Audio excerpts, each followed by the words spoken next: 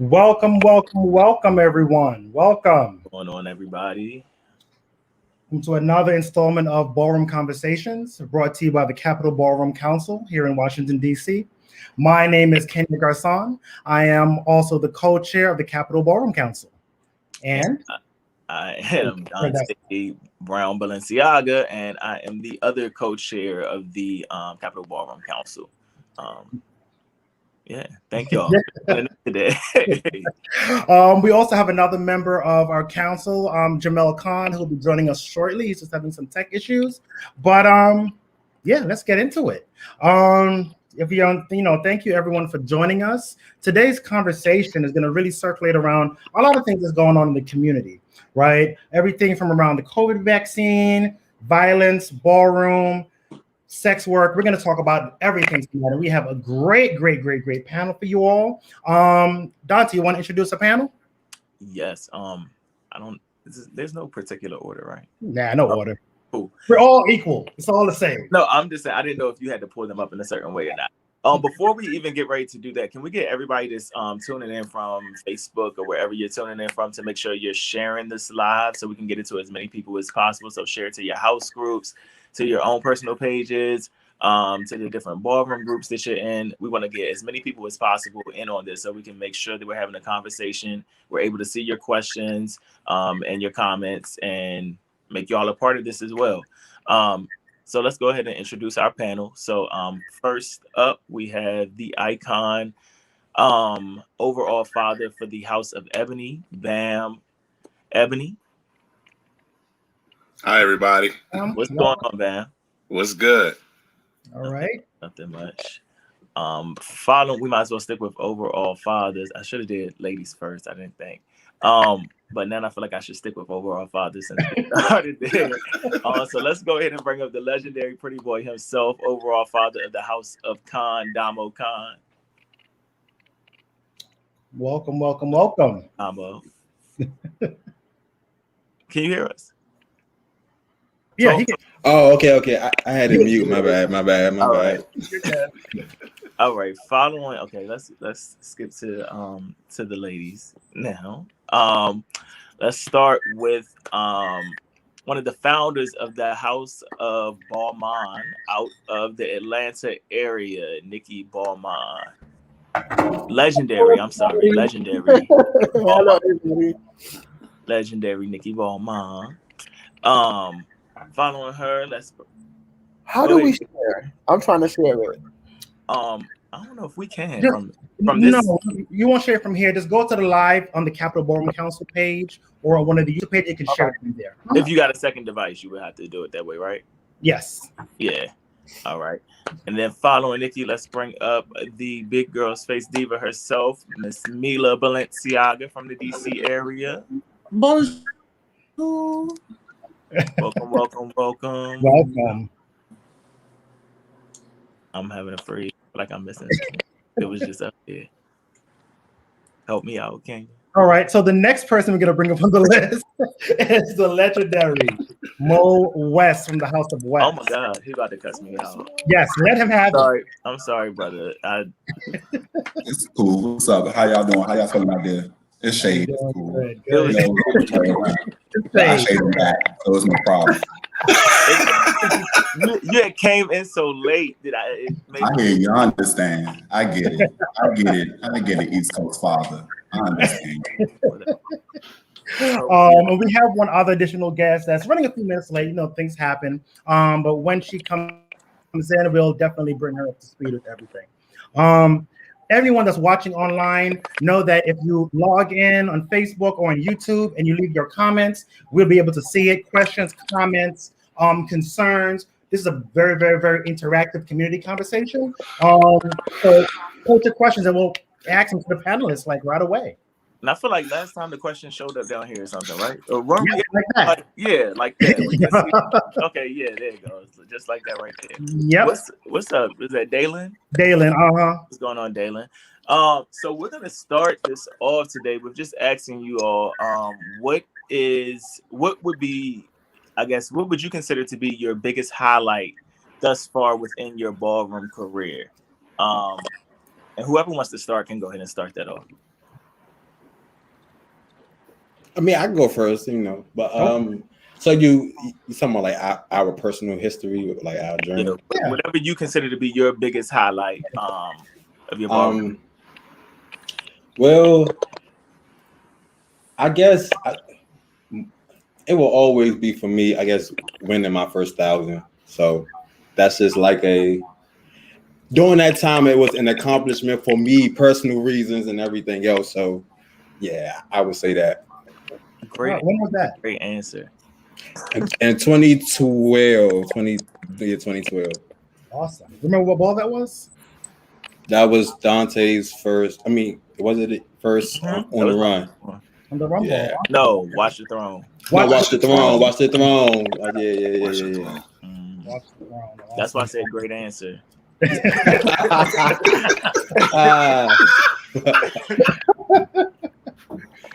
All right, who wants to go next? Do one of the ladies want to go? I can go. I feel that my biggest ballroom moment would have to been ballroom for basketball at the Knockdown Center when I came out in transfer. I feel like that's when people really recognized what I could do on the floor, and they started to pay attention. I did. I was like, whoa, Katie. Bust through. Nikki, you want to go or you want me to dive in there on it? Go ahead. Okay, well, for me, I'm probably the oldest one sitting up here. I would say my greatest ballroom accomplishment was when I got a chance to battle the icon, Father James Icon in New York City. We were in the Mark Ballroom, and it was a tiebreaker, and they had to call on the DJ, rest in peace, Tony Chanel, to break the tie. And that's when I really realized what like ballroom rivalry was. I was just there for fun. So I think that would be my my greatest moment for me during that time. But I think I have one now too, but we'll save that for later. Let's go, Icon. Honestly, there's a lot of things about ballroom that I remember that that made me think of like I finally arrived. But my biggest thing today would be when Rodney reached out to me to help start the House of Ballroom. I can truly say I'm one of few girls who can say they had that under their belt.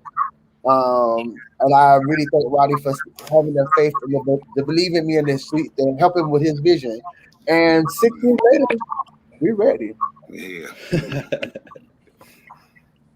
Legendary Mo. End us off. Yeah, I think similar to Damo, one of the highlights of my career was also winning my first $1,000. It was in the Boston, New England area. Walking Executive Realness. It was at the Royal Wedding Ball Part 2. That was then. And I will also say recently when I became legendary, and I walked Legendary Realness for the first time, and at the Icon Ball, I won Legendary Realness, particularly against Dante Balenciaga and also Papa Balenciaga as well. And I also had the privilege to battle my uncle, the Icon, last battle. Who won? You did by one vote. You did by one vote. Just so we're clear. So wait, before we go into You still got it. You still got it. I'll give it to you. It's a little bit of feedback. No, I was saying before we go any further, it's a little bit of feedback still coming from somewhere. So I don't know.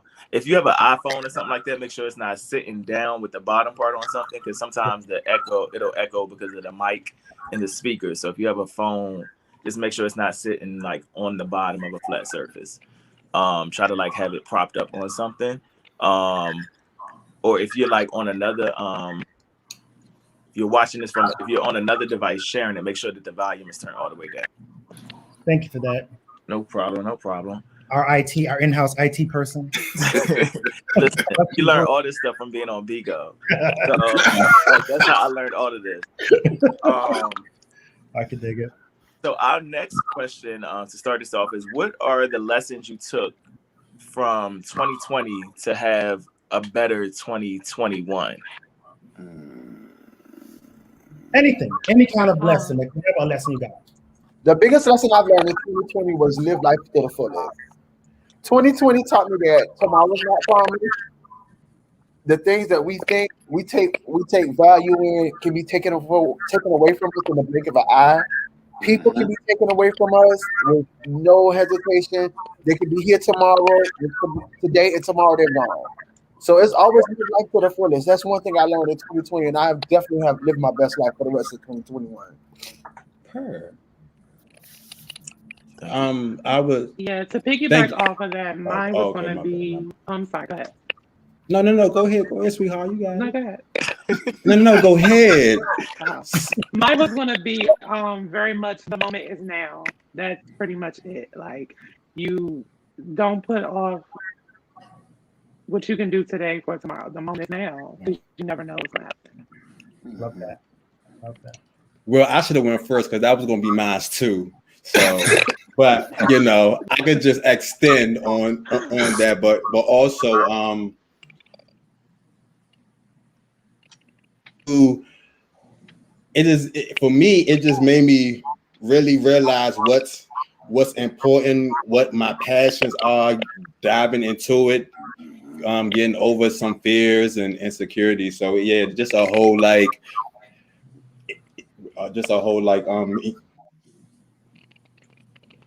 so yeah. 2020 taught me it's important to have a contingency plan. Our normal and our regular day-to-day has changed since 2020.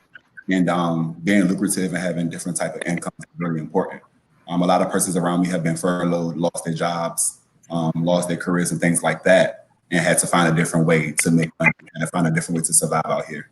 So I think it's really important. The Wi-Fi. I think it's really important that we understand that and have a contingency plan.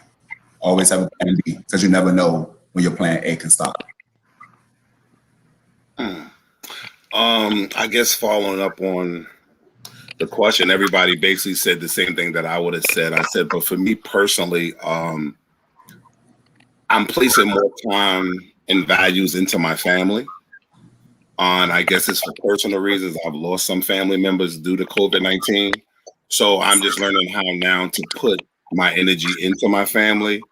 And kind of like what Damo said, kind of like getting over my own personal fears of self, and also putting energy into things that could build a better future for myself in the near future. So that's what I took from 2020. Thank you for that. That was awesome. Yeah. All right. So, Dante, you want me to take the next question? Yeah, you can go ahead and grab that one. All right. So right now, there's a lot of talk around we're just gonna hop straight into it. About the COVID vaccines. What is your thoughts? What's your views on the COVID vaccine? Bam is laughing. I know. What are your views on the COVID vaccines? Anybody can go first. I'll dive in. Being that I actually work for a local health department, I'm not really a vaccine person. Like, I'm not raised, like my family believe in vaccinations. It's just something that they don't believe in. We've always believed that when the government gives you something, it's kind of like a virus that they're actually giving you, implanting in your body. So being that I work with a vulnerable population for the city of Baltimore, I've been doing my own research, and it's not required that I get it, but I think being that I work with the vulnerable population here in Baltimore, I am going to step out there on good faith, and I'm going to take the vaccine. And I researched that the fact that they're not giving you a live virus with COVID-19. So I'm going to do it for the simple fact that, like I said earlier, I've lost certain people. I have some people who are fighting through it right now.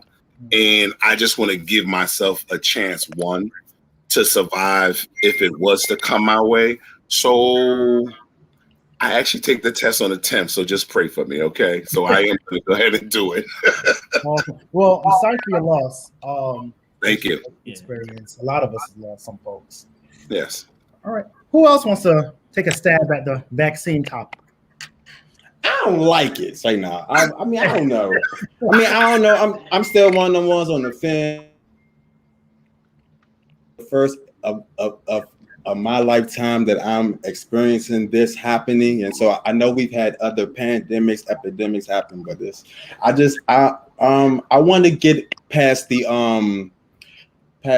experiment stage, you know. So once,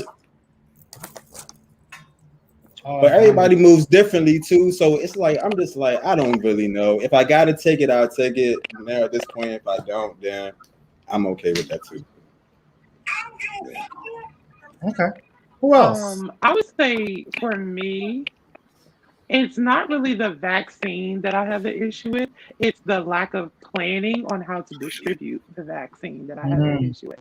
And that's kind of where I stand on it. I mean, vaccines are something that we kind of are accustomed to as a culture when it comes to the flu vaccine or measles or whatever. You know, we have them. So it's not anything new to us. It's just where's the plan? How is this going to affect everyone? How can everyone benefit from it if there is no plan? Yeah. Unfortunately, we had someone in charge that ain't had no plan, but always had a plan, but ain't really had no plan. Exactly. At the end of the day, and here we are scrambling, trying to figure it out. Yeah. Exactly. So yeah, I agree with you. The plan is kind of like the plan is a issue. All right. Anybody else want to chime in on it? I'm kind of on the. I'm like drama. I'm gonna wait for after the experimental stage is over, see how everybody is coping. I managed to without it and without catching COVID, even though I have been exposed to it several times. I made it this far, so I mean, if I have to, I have to. But I'm gonna ride that. Fair enough. All right, Mo. Yeah. At first, I was very apprehensive about the vaccination and like what will come with it. However, similar to Pam, I have lost close persons or whatnot to COVID, and I just came from a funeral or whatnot where I lost a very close friend to COVID. And I work in a very highly populated like community. I work in higher education, and we still have students on our campus right now during this pandemic. And I think that it will only benefit me to actually, take it and get the vaccine. So I'm excited to actually get my first vaccination shot next Wednesday. So I'm looking forward to it. And I keep you all posted. I'll let you all know how I'm feeling and things like that. But I'm going to take the vaccination. I still want to be able to live my life, and I don't want to be able to contract it and possibly lose it. That's why I know that it's a real thing out here. It's interesting you say that. Like one of the things that I think is going to help, because as a community, we're like we have feelings and thoughts about vaccines and any just anything really, right? But I think as members of the community, as if we take the step and do get the vaccine, which is a personal choice if you do, the more we can like share our experiences, the more you can affect someone else and say, okay, well, Bam did it and Bam is fine. Mo did it, he's fine. Maybe I should go do it too. Because that's how we can start to like do it. So I appreciate those that step up and really like share their experience. I'm waiting to get called. I've been trying. I tried all kinds around the way. Try to see if I could sneak in someplace. They was like, no, man. It's a privilege right now if you are in line to get it, because like Mila said, there's no distribution plan about it at all. Yeah. Like healthcare providers and persons who work in the healthcare industry, they're the first persons who are lined up to get it. They had a plan for them, of course. Now we're moving into education where persons or whatnot who are education practitioners and work in that field are now lined up to get it. But if you're not in those particular industries and don't work in those fields, the government not worried about you right now. Right. So it's really important that we have a plan. And if you can get it, and if you feel comfortable getting it, I highly encourage you to do so. Yes. Absolutely agreed. Thank you for that. All right. So the next question is kind of pointed. As a communities of color, as a community of queer folk, we know that accessing services, whether it's health seeking services, social support services, etc., we don't really go after them as much. Like we kind of like sit in the back, and typically what happens, we miss the mark, right? We don't go get checked up regularly. You know, when we need housing issues, instead of going to the places, we'll talk to our friends, see if someone can figure it out, right? So you know, so the question that I have is, what can health departments or organizations do to get more members of our community in for services and support?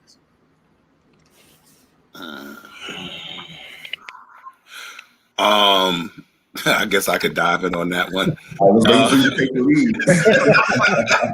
It's like, this is a little but yes.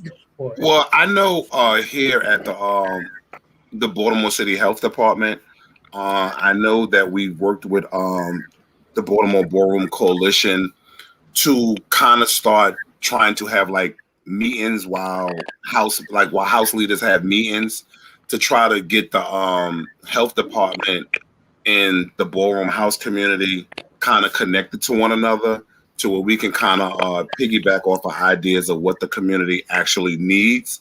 The problem is that it didn't happen just yet. Like right after the free ball went into play, we were actually at the table to try to start implementing the new piece about what do ballroom people need here in Baltimore. But I will say, from just the line of work that I do, I have ran across some people in Baltimore that, you know, basically needed my services. I think the problem within our community is that so many of us are still dealing with the stigma piece, to where we can't be comfortable enough to say, okay, I'm HIV positive and I need this, or where can I go to get services for me being HIV positive? And also with the population, especially with the young LGBTQ kids that I have ran across, the services are very limited here. So we do have a lot of kids that kind of, how do you say it? Because it's a right word to say it. I don't know if Dante knows it. It's a right word to say it, how they kind of cross city and county lines, which kind of messes up funding because they'd rather go other places for the services because we're slightly lacking here.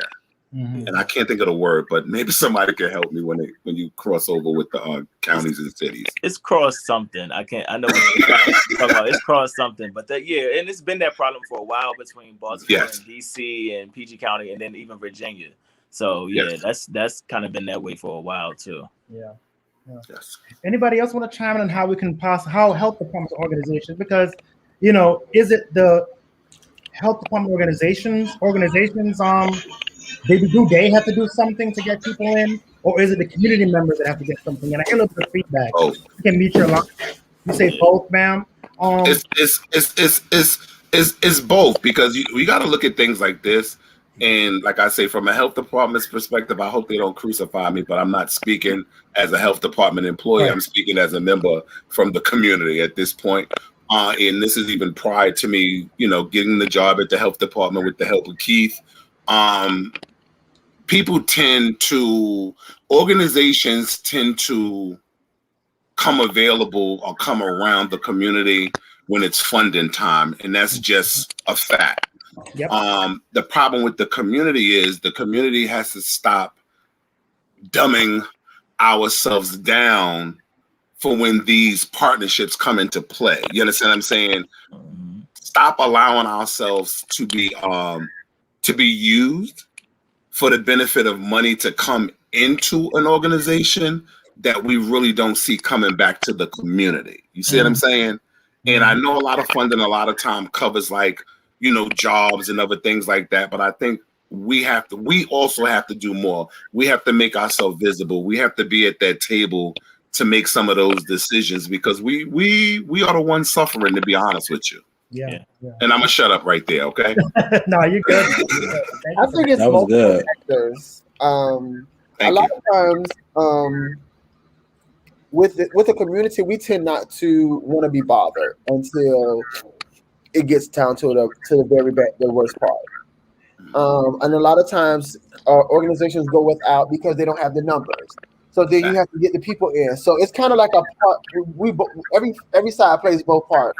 Because if if organizations not getting the numbers that they require, then they kind of like move on to other what's the word I'm looking at for Graphics. other demographic. Also, like Bam said with the stigma part, it's 2021. Facts. My thing is treat everybody like they're positive. Mm-hmm.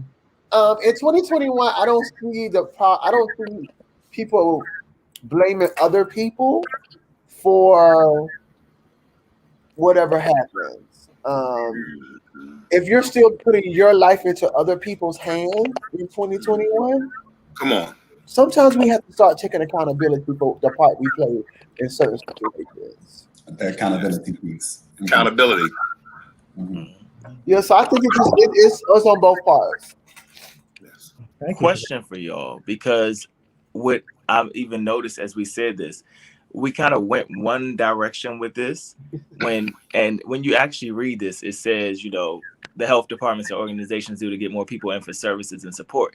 And what we tend to do is jump right to HIV a lot of times, and usually that's the only people that that's the only time that the health department really comes to us too, is when it deals with that. But what about mental health services, right? Or any other type of services they could also offer, which I think it's a huge gap.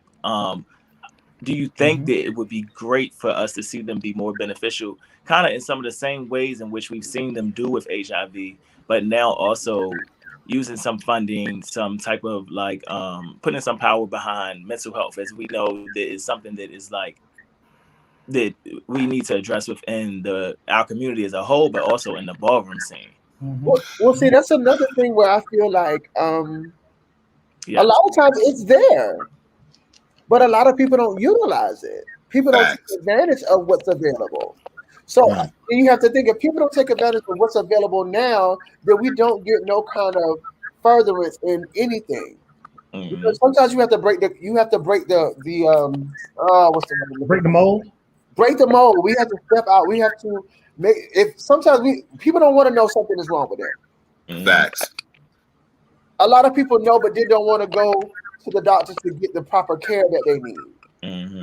So that also plays a big part of it. And if you even think something, go to the doctor. See, mental health is a big thing in the community. We know this. Everybody don't want to even go to a doctor to see what's going on with them. They're just okay with it. I seen in the comments somebody said, "Oh, I'm sorry. Go ahead." Mila, you go ahead, baby. I'll speak after you. Okay, thank you. One thing that I really wanted to point out is that we're also an intersectional community where we're Black and we're a part of the LGBTQIA+. And in those two communities, we have always been taught that we have to do it ourselves. We've never been the ones to say, okay, well, you're feeling this way, you should go seek a psychiatrist. You're feeling this way, you should go to the hospital. You're feeling this way. We've never been, either one of those communities have very much been, you need to make it work. You need to do it yourself. You need to fix it yourself and get back on the road and keep it moving. So I think we're trying to introduce that into a community that's kind of intersectional, that's always been told that you have to do this on your own. It becomes difficult for those people then to reach out for that help when you've never been taught how to do that. Yeah. I think when persons share their testimonies and their own story, particularly leaders, I think that could be beneficial to our kids and our members within our community as well. So like with me and my members and my particular house kids here in Philadelphia, like I share my testimonies. Like I have taken the time to go see a therapist to have conversations and talk about those type of things. And so I share that with my members too.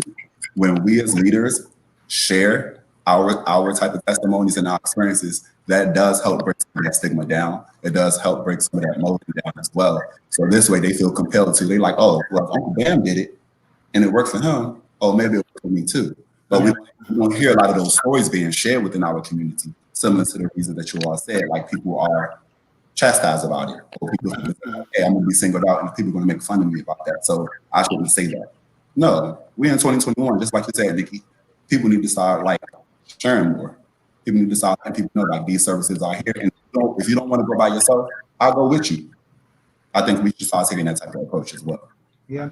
So we have comments popping up also, so keep an eye out for that. Like this person has mentioned, Courtney Dallas said, and a lot of people are afraid when it comes to healthcare because of what people will say or make fun of them.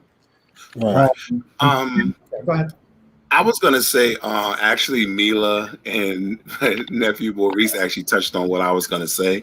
The reality of it is when it comes to organizations, Dante, we have to look at overall health. I think what happens is when organizations or health departments come into our community, they come in because of the label, the title, men sleeping with men, LGBTQ, highly populated with infections. So the thing is, the core goal is to go to that direction. And sometimes the other things are kind of overlooked because they're focusing on one thing. And sometimes I think people don't realize that when you become infected with anything, you have some sort of imbalance of the way that you may begin to think how this is going to affect me long term. But also to Mila's point is that I think as African Americans, we're raised culturally within our homes not to speak about things that we go through or what we've been through or what we're feeling. And sometimes we don't know how to express ourselves. And we have to be mindful of that's the reason why a lot of us came to the ballroom community to where we can feel whole with people who might not look like us in some instances, but we identify with one another. And to piggyback on Maurice, it's so funny that you said that you speak to your kids because I don't know what's been coming over me lately. Maybe it's God. I don't know. But lately I've been able to express to my house that I've been suffering with mental illness for a very long time. And fighting was my outlet because it was an acceptance piece. So a lot of times when I came into ballroom and I was knocking bitches' heads off, it was because I wasn't secure with myself.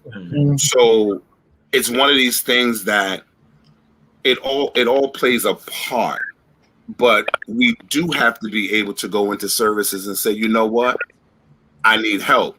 My breaking point was 3 years ago when I got into an altercation with somebody I loved to death, and I'm not going to mention the name, but it allowed me to wake up and realize that I could have lost everything from me wanting to run from what I needed to deal with as a person. So I think you just have to be bold enough when these organizations come to you. You have to have that conversation to tell them what you need from them, and don't allow them to direct what you need from them. You got to tell them what you need.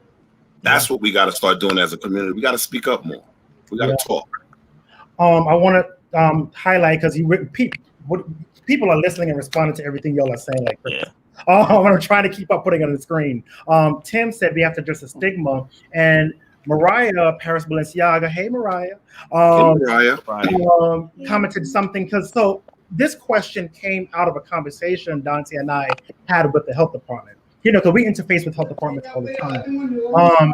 Navigating a system to get resources can be intimidating and frustrating, and that just turns people off, right? Because what happened was I had a story about an individual that came to me, needed housing, but he was so frustrated with going through the process of getting sent here and there and there, he just decided to give up.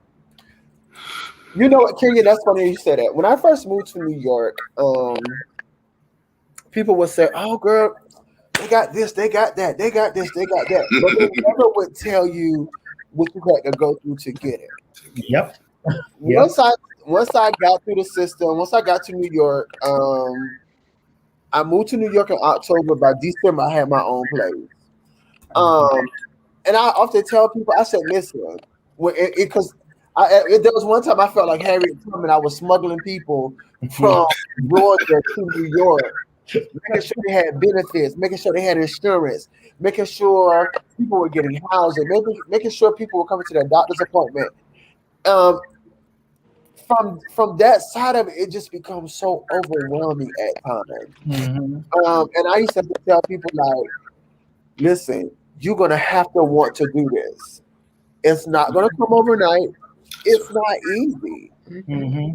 I think a lot of times we have become we feel like people owe us things. Mm. We don't want to put in the work to get what we need. We want our case managers to call around and find us apartments. We want our case managers to call and schedule our appointments. We want our case managers to, to do this and do that. And that's not their job.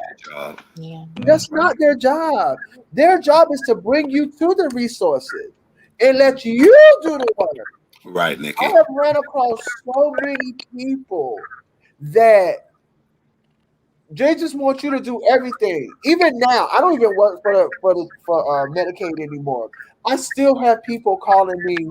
I need Medicaid. I know people, so I send them to the resources. I still try to do my part, but it's just so funny how many people want you to do everything for them, and they sit back and reach for the benefit. It's not right. Yeah. I want to comment on something.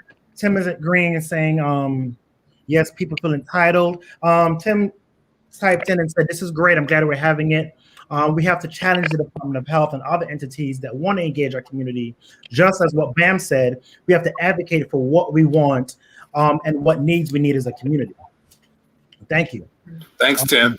We got a message from DJ Eddie. I also want to go back to a comment that came up. Brenda Cooper on the topic of vaccines said that she has the vaccine 2 weeks ago and has had no issues. So that's what I'm talking about, sharing those stories. Really quick before we go back in, I don't know if anyone wants to chime in, but we have been joined by DC Mother, Angel Gosson. Hey, Angel. I'm sorry, I got off work a little late, but I'm here. It's all right. Welcome. We're gonna do right now. We're gonna ask you the opening question, which was what was your ballroom highlight? What's the ballroom highlight for you? Yeah, well, I was going to say recently, my most recent ballroom highlight was in Atlanta in my Caribbean. I walked on Queen Face for the 3500, made it the last battle. It was super, super fun. And yeah, definitely like my highlight most recently. Thank you. And thank you for joining us. Anyone else wants to chime in on this topic? Because this is a very important topic, right? And it really affects like all of us and all circles. Anyone else want to chime in on this? So I was going to chime in really quick. Yeah, so I remember back in the day, Kenya actually used to host a us helping us class for the young people. Yeah. And so what they would do is they would give you a stipend or an incentive for you to come to get educated on like healthcare, how to get tested, how to find your resources, what's available to you.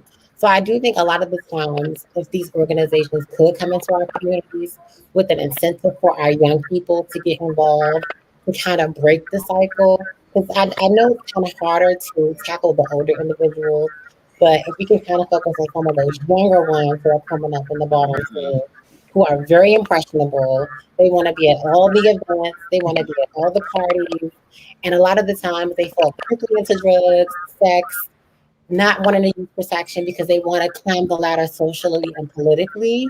And a lot of the times, we don't take the time as leaders to educate them about sex ed and what's healthy. And sometimes you have people that are in leadership who do sometimes have sex with those younger individuals. Yes. They're not prepared for the repercussions that come after that.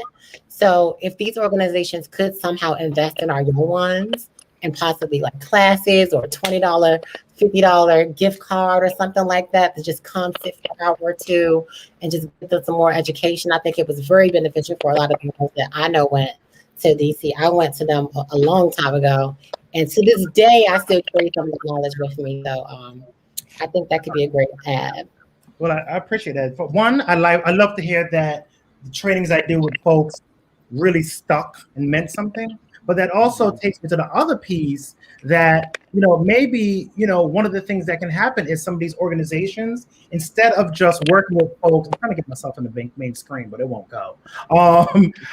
Instead of just, giving the information, teach people how to navigate these systems. Like what Mariah said, like come and teach people how to access healthcare, teach people how to access housing, teach people how to, because what Mariah said, right, it is very intimidating. And the people that create these systems, people that get services, never had to access services themselves many of these times. So they don't realize, from someone coming from the street doesn't realize, all the different hoops you got to jump through. So if we can spend the time, like Angel said, and come to these communities and like show you how to navigate and how to advocate for yourself, it'll make a difference. When we have a big comment here from Mike Haynes, I personally witnessed the personal work and care that's going above and beyond the call of duty from Tim Levin and Nikki Taylor, because they don't wear the leadership title, they live it. You guys are angels in the ballroom scene. It's so precious. It needs to be maintained on a massive platform, even health issues, vaccines, housing, and even healthcare management. I'm from the old school scene of the 90s. Getting people to access things is I think is very, very, very important.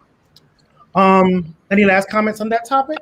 No, I just was gonna say, and then the other parts of that is something that I mentioned to them when we were on that call, which is jobs and creating employment opportunities for people within the community. I mean, I think all of these things run together. So I think one of the ways in which organizations and health departments and everyone should start looking at things is that, if this part is right with a person, then it's easier for them to get this second part right. And once they get this part right, then it's easier for them to have something off of their mind to be able to then do this. Because if I'm homeless, I don't really want to hear you talking to me about going to do X, Y, and Z right now, because my head is on where am I going to sleep tonight? I'm glad you said that, Dante.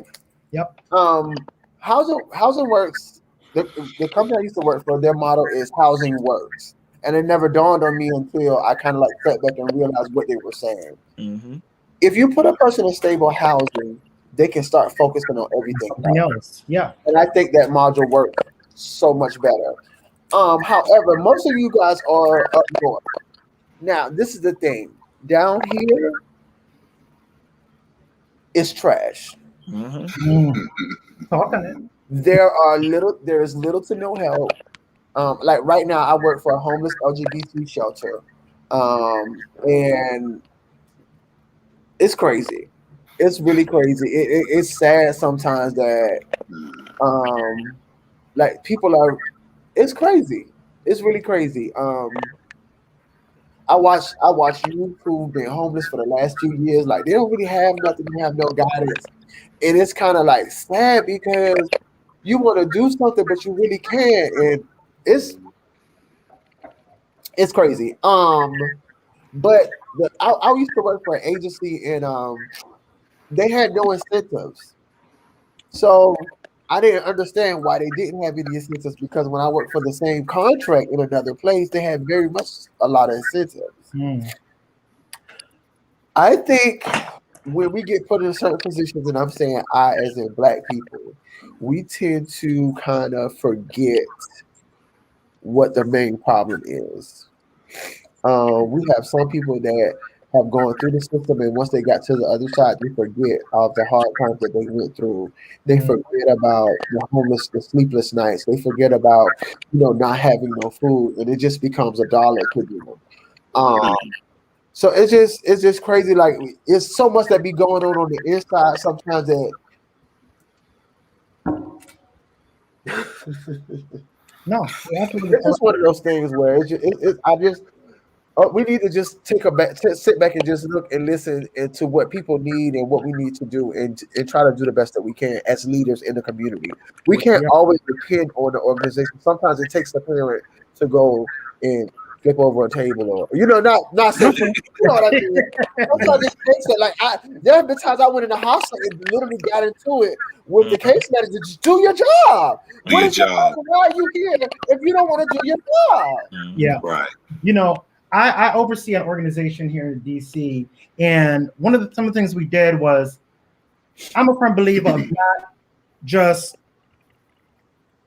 giving you services you can stay in the situation you are, but I'm trying to help you so you don't have to call me again. Right? I'm trying to help you. Like as a case manager, I employ case managers to help your people to be able to do this for themselves. Get them that housing so they can focus on X, Y, and Z, yada, yada, yada. One of the things we do is we have a workforce development program where folks, which is really focused on the LGBTQ community, really ballroom folks, where folks can come in and they get trainings, and Jamel has been through it, a couple other folks have been through it. You come and you get certification. We're preparing you so you can go outside and advocate for yourself, so you can get a job. right? Because some of it is like employment intimidation. People don't feel they can do that, right? But if you give people the skills and the tools that they can advocate for themselves, because everyone doesn't want to live, for a handout. But if you can advocate folks, to get jobs and get stable housing and get these things, you start to see the change because things are always interconnected, right? And I think Bam even talks about like when one thing happens, it also connects to something else in your body. So we have to realize that and try to really work with people from where they are and what they tell you is their most needed request. And if the community is telling you, my issue is I have issues accessing services, instead of the health department organization saying, oh, well, you need to just do this, how can I help making this easier for you? Because if one person says a problem, trust me, there's other people out there that are experiencing the same problem. You just don't know about it. And that's just been my experience with a lot of health departments and organizations, stuff like that. Thanks. Everybody quiet now. Okay. We was letting you flow. I was getting the soapbox in a minute and breathe real quick. I think that always comes back to your elected officials. The people you put in office, keeping us engaged, not just around the presidential election, but the actual senators and representatives who are passing legislation that affects specifically and directly LGBT people. A lot of the times you see that when they get in office, when we forget that they're running and we don't go vote, sometimes they roll those things right back. You lose your healthcare, you lose your gender affirming services. So if there aren't resources on a local level, sometimes you got to think about your elected officials. Yeah. Pay attention, spreading the word. Yeah.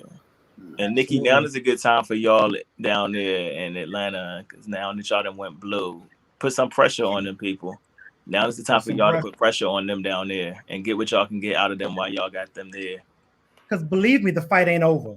Right. The fight isn't over. Just because you flipped it doesn't mean it's over. We need stable housing for community that offers social and health services. Some people just deliver the service they ask for instead of following through and making sure they get everything they didn't know they needed. Once we start treating this as a process versus a one and done service, we will keep doing the work. And Tony said, yes, we have to hold elected officials, community leaders, and other folk in positions in power accountable. Okay, this one I guess you. It's a lot of, you want to read it?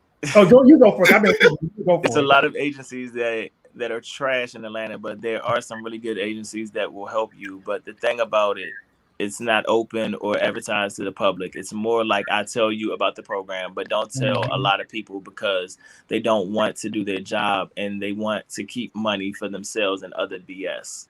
Yeah, that's a big thing too. I think the thing that we have to do with that is you still tell people. You tell as many people as possible. If that's what it's there for. Make them do their jobs. If they don't want to do their jobs, then they can get them out of there, and somebody that wants to do their jobs can do it. Yeah, absolutely. Love you too, Robin. Thank you for loving this panel. Love you too, Tam. Miss you. Yeah, I miss her too, actually. I do. I used to get my life. All right. So the next question. So we're talking about we were talking about COVID and the vaccine, etc. Out of this COVID-19 environment, virtual balls seem to have like skyrocketed and became to the top. And especially overseas and those of us up north, we really don't have the ballroom scene anymore. It's all been shut down. DC up. Cancel it. There's nothing, and people overseas, right? So virtual balls. So do you think virtual balls are here to stay even after the pandemic?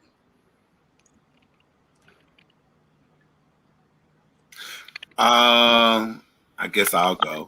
I think the virtual balls. I've never participated in one. I believe my son Rico Balenciaga had me look at one. I found it very interesting how we have now taken our community and have been able to make a vessel out of it via like bingo or Zoom or things of that nature, which I think we're smart individuals. So I think it's a great platform. I do think that even if ballroom and when ballroom opens up, I still do think that the virtual balls will be a platform because things like bingo are not going nowhere. It's popping right now, and I don't see it shutting down just because ballroom opens back up. So I don't think it's gonna go nowhere. Yeah, yeah. Anybody else? I don't really see virtual. I mean, well, listen. I mean, I feel as though like when it comes to competing, you know, from a competing standpoint, I don't want to be competing in front of no screen. Like I want to be. I need the audience. I need the whole thing. I need to see it from live, not like I'm not watching a movie. But I understand how we had to make something out of nothing with COVID. But I just hope this is over with so that we can go back to seeing each other and doing all that good shit. I would love to go back to having live balls. Yes. I'm a one to hug. I mean, I think we all would love to go back to having, balls all over and being, in front of audience and stuff like that. I think, Damo, you come from a little of an elder era for that type of experience. But I also feel like virtual balls helps a lot of people that are afraid of the stage be a little more safe. Because I find that some people don't a lot of the time people don't coach the talent into what stage is and which stage performance is. They just say, oh, they may have a talent, they know how to Vogue or hand performance or whatever the case may be, but they don't necessarily coach them on your stage presence and how to really perform and how to perfect that performance across the board. So a lot of people that do virtual balls, they feel more safe because they've been practicing in that space for a long time, so they know it. All right, let's hear from some of our panel. For me, go for it, Mila. I'm sorry. Go ahead, Mila. Yeah. For me, I guess I'm on both ends of it because I absolutely love the competition aspect of it and having that adrenaline by having your house chanting and people going up for you. But I love the fact that I do not have to spend $60 and sit in a car and be in a hot ball and spend $1,000 on looks and hair and makeup. I can just literally get out of my bed, get on the screen, walk the ball, win, and keep it moving. Like, I love that as well. So I want, I guess, regular ballroom to come back, absolutely, because I love it. But I don't want virtual balls to go anywhere because sometimes, you know how easy it is to just get out of bed and just win a category and get your 250 and keep it moving? Like, that is so amazing to me. And I didn't realize that I would actually enjoy it as much as I did until it happened. Now, the other part of that is, as a ball walker, I actually get more nervous on virtual balls than in actual in-person balls. And I think that's because you don't have your house, you don't have the person back at the end of the runway, like, you got it, keep it going. You're there, and it's lights, camera, action, let's go. So I'm a little bit more nervous at virtual balls than actual in-person balls. I understand. So for me, I've never been to a virtual ball, so I don't think I've never attended one.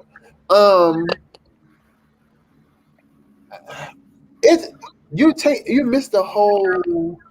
It's not the same effect. It doesn't have the same effect in essence. It doesn't have the same effect.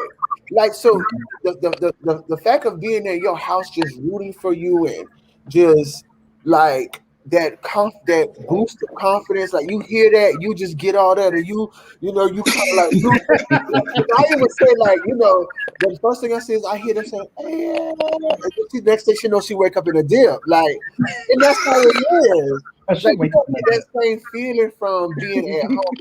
You don't get the same confidence. You don't get the same. It just I mean, to each his own. It's just not for me.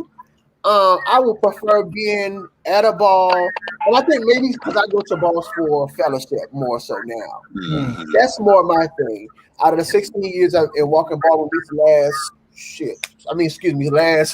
few years, it's just more about fellowship and enjoying people's company and just seeing my old friends that I haven't seen in months and months or whatever. And it's just, that camaraderie. If virtual balls are here to stay, I hope we kind of put some kind of like, because Africa's making a lot of posts about being legendary, and then you got somebody that won 10 virtual balls, and they're talking about, I want to be legendary. And it's like, it's doing this thing. So I agree. I'm telling you, it's gonna happen. I think that virtual balls are nice for a movement, like for like Slay the Vote. Slay the Vote was so bad. I love Slay the Vote. That was super, super cute. Like bringing awareness to certain causes. I'm here for the virtual balls. But I think that sometimes virtual balls can shed light on the inequities that we all experience. So like somebody may not have an overhouse bill they want to put on screen, or somebody may not have the resources like a computer. Somebody may not have the resources to do that. So I think sometimes that can shed light on inequities in certain communities. But I do think the actual experience of being at a ball, and like Nikki was saying, like fellowship, seeing the girls, seeing your friends, reconnecting with your house members, gathering, cooking, eating, it's nothing like it. It's nothing like it. So, I think the virtual balls are cute. I think we can like have a balance, but I'm here for in-person balls. Yeah, I think it's going to be a balance. I think we're going to have to figure out a balance, because the one thing that I noticed about virtual balls, because we've held a couple of virtual balls, and we had people competing from all over the world. Like we had that girl from South Africa. We had someone from all over the place competing at this one time. And that was like great, right? But yeah, once balls open up, what's it going to be? Now, I got 2 comments which kind of tie into this. So I'm gonna pop both of them up. Both of them are very lengthy statements, but they kind of tie together. So the first one was, have we discussed why ballroom leaders, icons, and pioneers won't stop in-person functions completely until these conditions get better?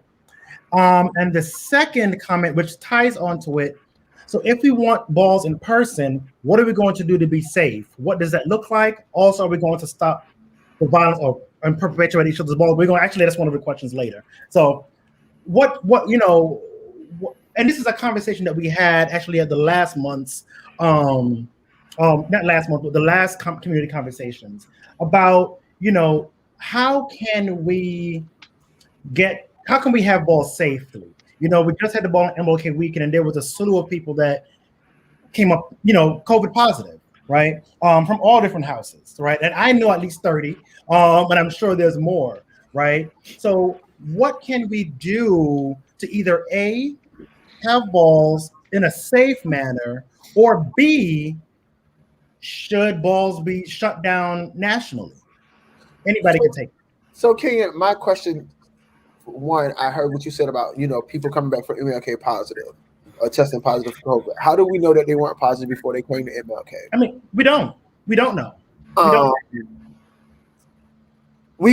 think we can mandate that people wear masks and do whatever, say whatever we need to. My thing is, everybody has been exposed. And please, I don't want nobody to take this the wrong way. I think everybody, unless you're in your house 24/7 by yourself, I'm just being honest. No, you being real. Exposed to COVID. Right. If you tell everybody they have to put on masks, at some point somebody's gonna take their mask off. It's inevitable to happen. So I guess maybe the only thing would be is to see. I don't know about even putting it on hold, because if you want to be honest, ballroom has been put on hold except for like Atlanta. I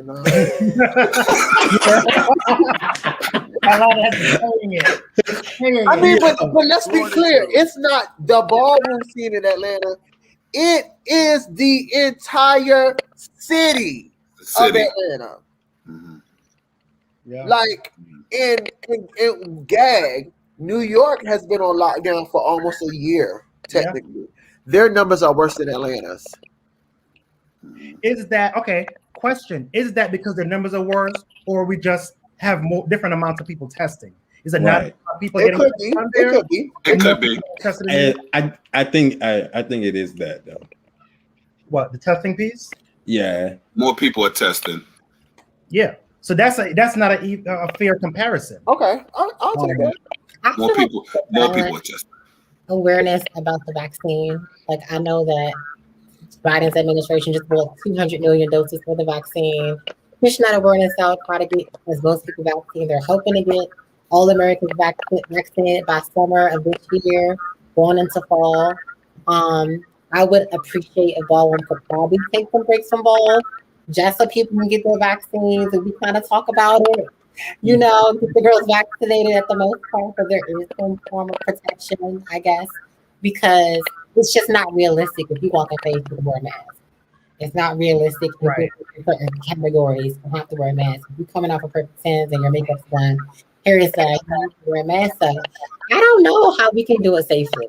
I don't think we can, honestly. You just have to be really sure about the risk that you're taking and be comfortable with that. Right. Yeah.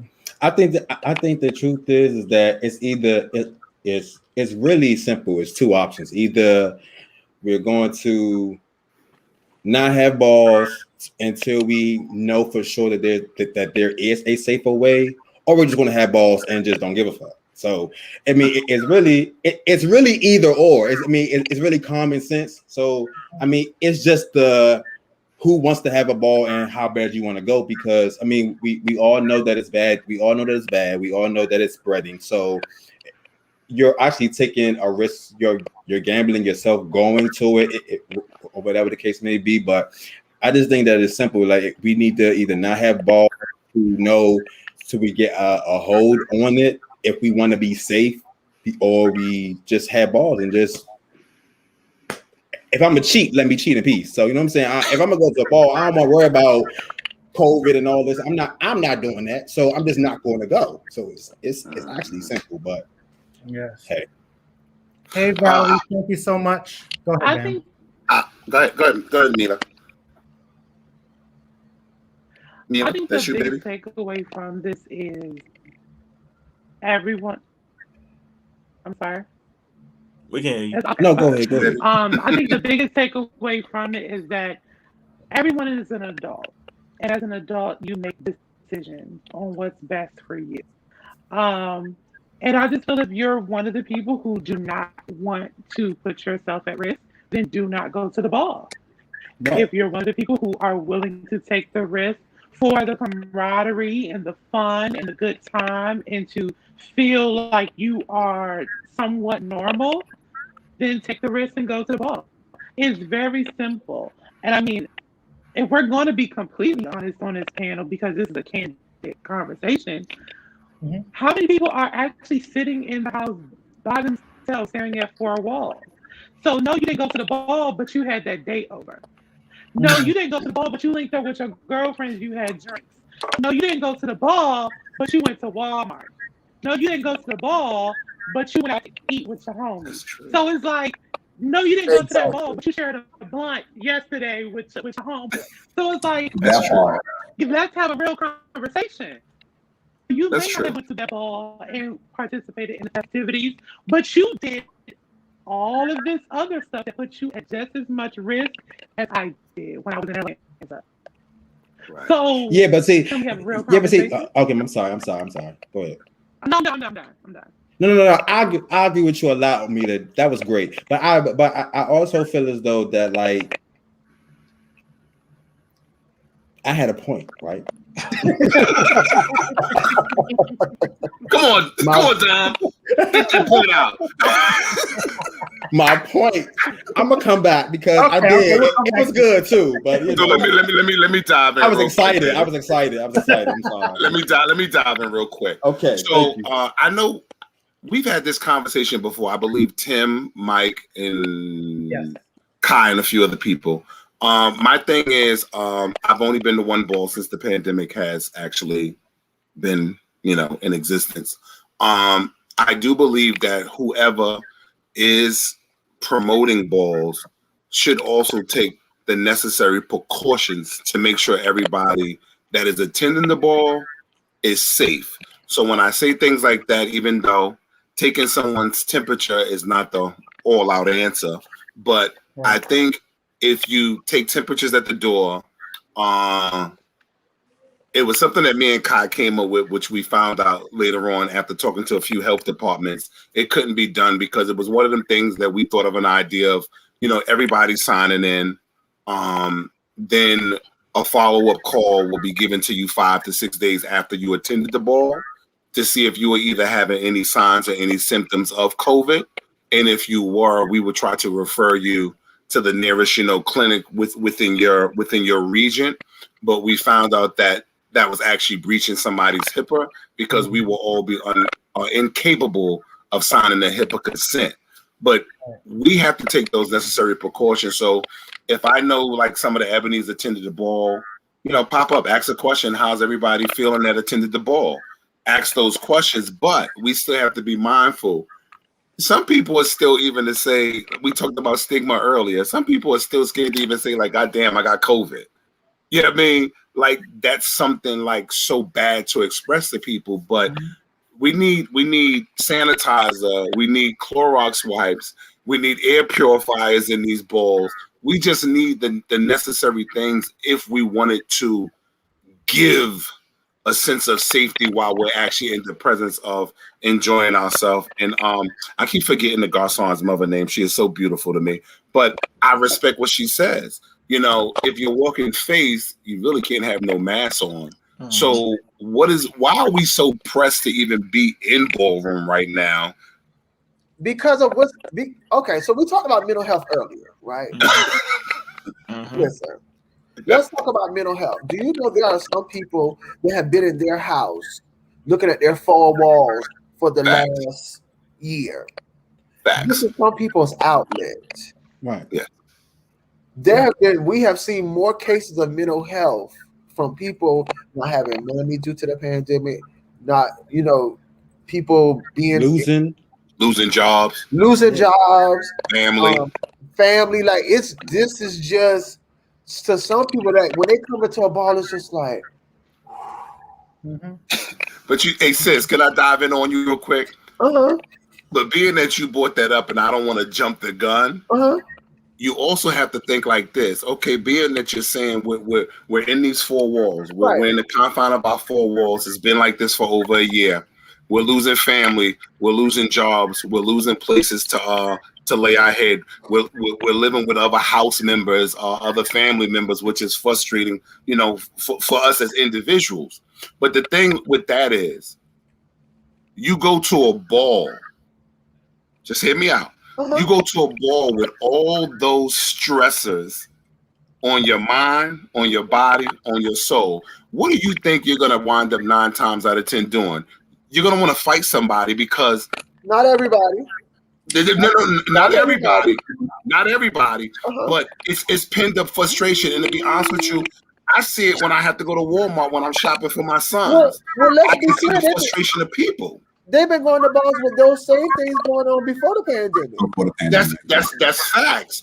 But it's going to be more blatant to come out now because you're isolating yourself. I mean, so let's be clear. I'm where Damo is. If you want to go, go. If you don't go. Thank you, Tim. Go ahead. I do also feel like it has to be some accountability towards the situation too. Like I understand that, like safety is here. People's lives are at stake in a situation, and I understand to the fullest extent that people, it's an outlet of expression. But now this is when we have to come up with the time.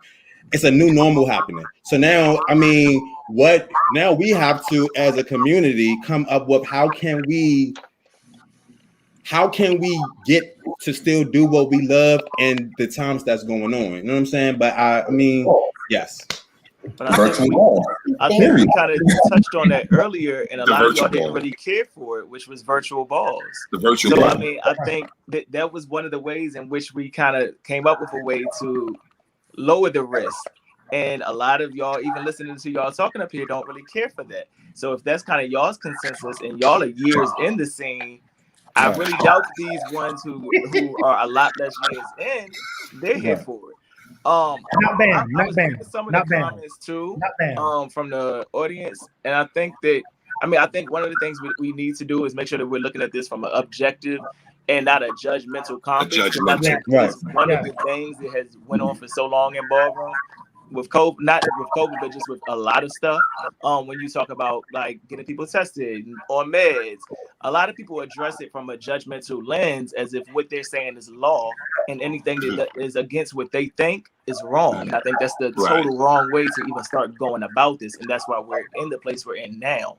So I just think that people should make sure that they're keeping an open mind, and also, you know, listening to others' opinions when they talk about it, because like Nikki said, I think that's a real thing. You know, people have been in their house for almost a year now. Some people are depressed. Some people are, you know, are facing whatever else. So, you know, I get you, Bam. Some people, they'll go to the ball and it might make them want to fight. While other people, it's a release for them.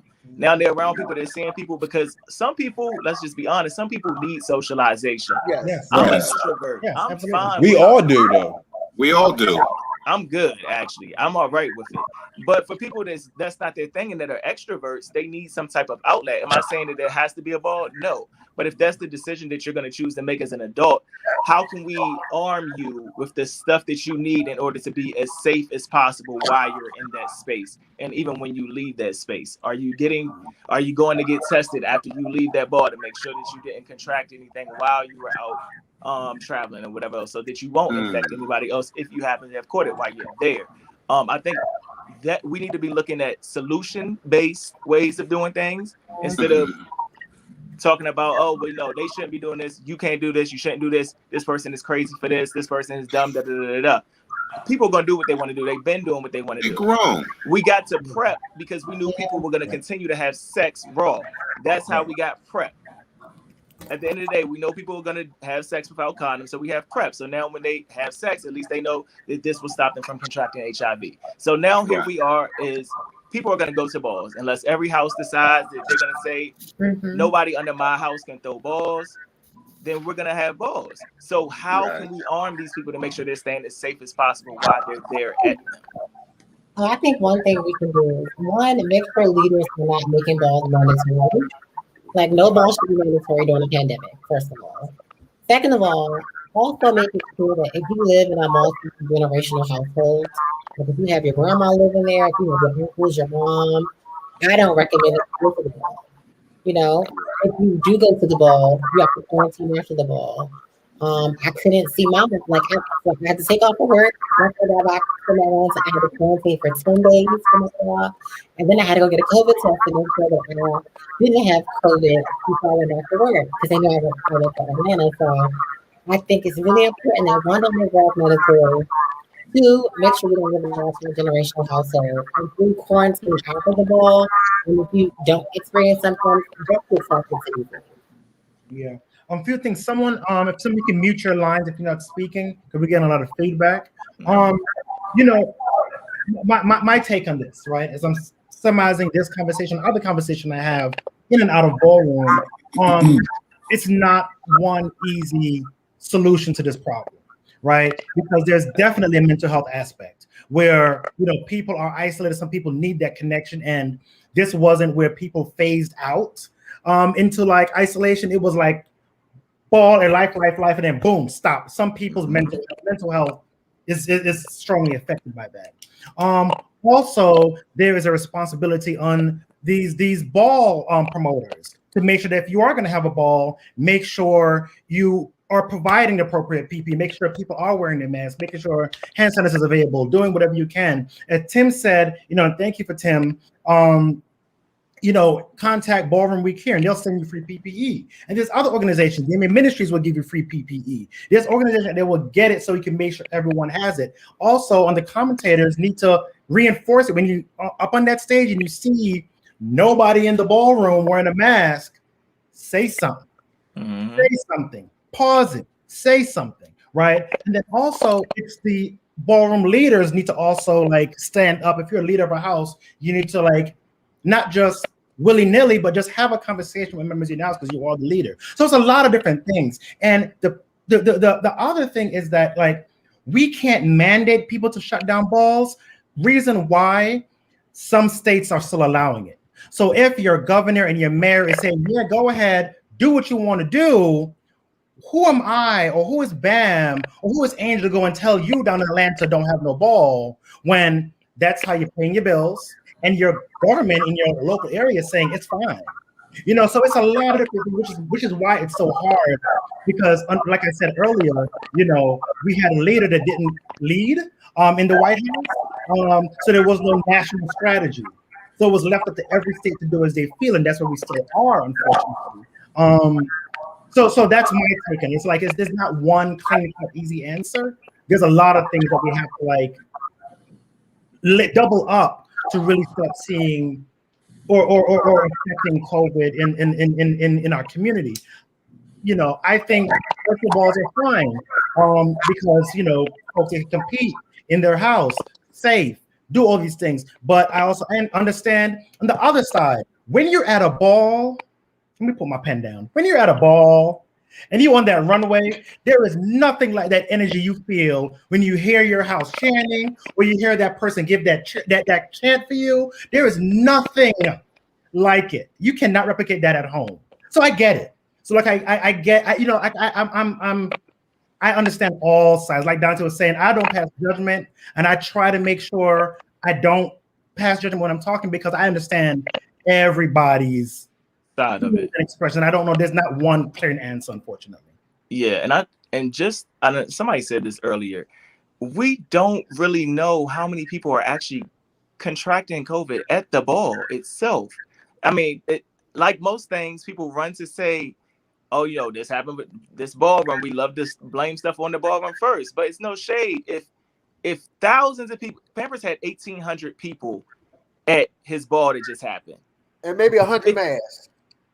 Yeah. Now, if 30 of those people caught it, do we really know if they caught it? And I'm not advocating for in-person balls. I don't care whether they're shut down or they happen. Honestly, I'd be fine with them being shut down because I really don't even like traveling like that right now.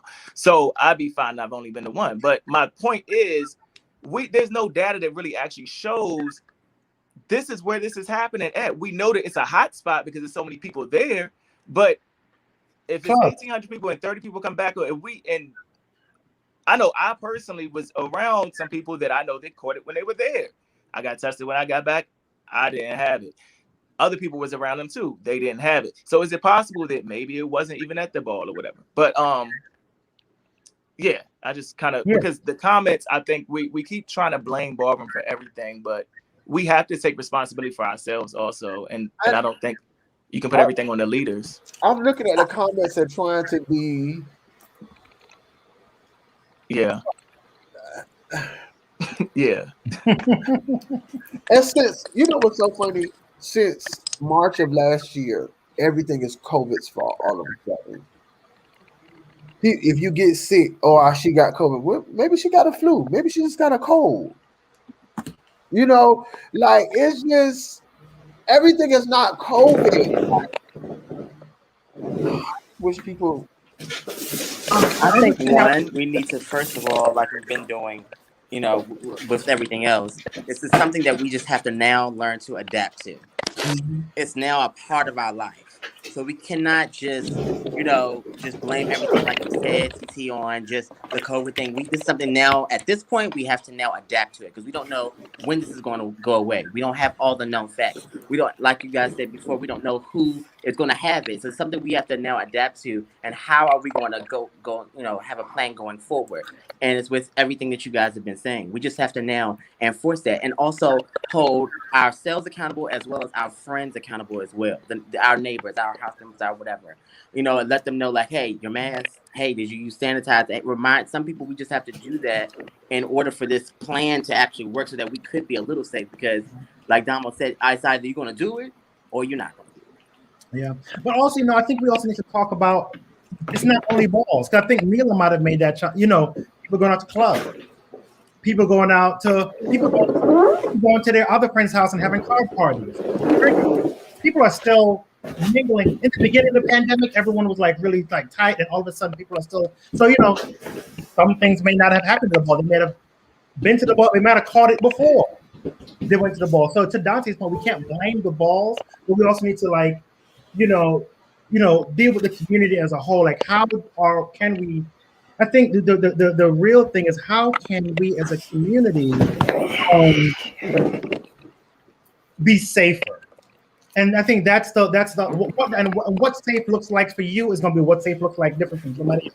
Just like with sex, safer sex with this person is going to be different with that person, right? So we just need to make sure that we are really educating and drilling in people's heads that if you are going to do this, make sure you're safe.